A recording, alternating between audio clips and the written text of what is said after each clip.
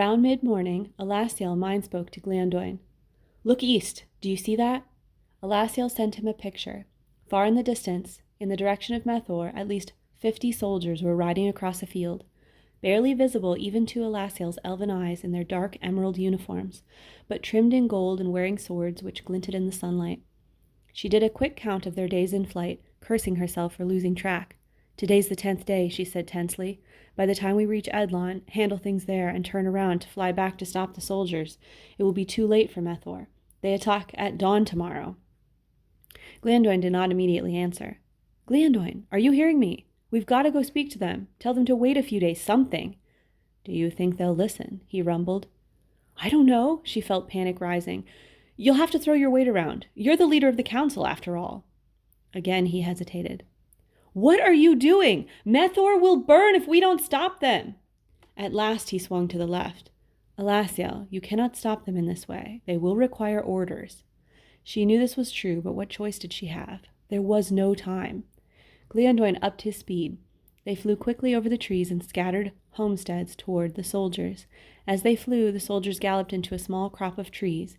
Glandoin landed in the field on the other side. The company galloped out of the trees and hesitated before the barn-sized dragon. "Stop!" Alasiel called. "I am Alasiel Thandian, ambassador to Methor. I ride the leader of the Council of Dragons.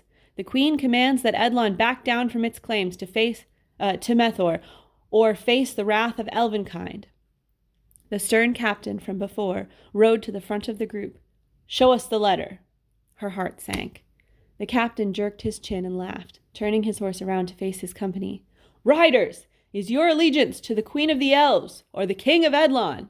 "The King!" they bellowed. "I see but one elf, and she produces no letters. Methor shall be ours!"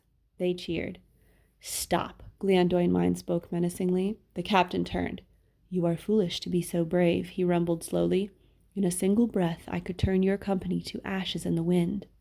The captain lost some of his bravado, and the entire company pulled their horses a step backwards. But he cautiously jeered. "You wouldn't go against your own laws, leader of the council?" "What the council does not know, the council cannot reprimand," he said calmly. The captain shared nervous glances with his men. Two of them nodded firmly, and he took courage. He rode forward, right up to the dragon's nose. He spat into the ground at the feet of the dragon. "Do your worst." "Now what?" Glandoin mind spoke to Alasiel. "I don't know. Knock him off his horse, maybe?" Glandoin kicked him. The other horses reared as the captain landed with a heavy thud and a clatter of armor. His horse galloped away, spooked. The company struggled to control their horses, but they also seemed to realize that they weren't about to be incinerated. One of them lifted the captain onto their horse, and the company, with him at the lead, rode slowly around Glandoin. "Knock them all off!" Alasiel screamed mentally. "Fine, but do not shout," Glandoin said wearily. He walked through the riding company, flicking the men off their horses with one claw. Their swords clinked off his scales, except one soldier who gave Glandoin a small cut on his toe, causing him to roar and breathe fire, sending the man's horse galloping away with him. A few riders pulled out bows and arrows. "Get down!" Alasiel yelled to the children. What had she done? She would get them all killed. Glandoin unfurled his wings, protecting his riders, taking a few arrows to the thin wing flesh. He flapped his wings at the archers, blowing one off his horse, catching another with his wing claw, and dropping him accidentally from quite high in the air. Most of the soldiers were fleeing on foot, their horses spooked and galloping back toward Edlon. "I think we've done enough." Alasiel cast her eyes around the area, searching for more riders. "Let's get in the air and see if any are yet mounted." They soared over the scattered company and found 3 men still on horseback.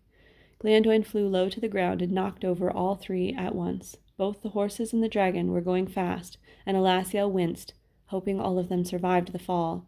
As they rose once more into the skies, Alasiel withdrew from Glandoin's focused mind and faded back into her own ears, which were picking up the wild screams of the children behind her.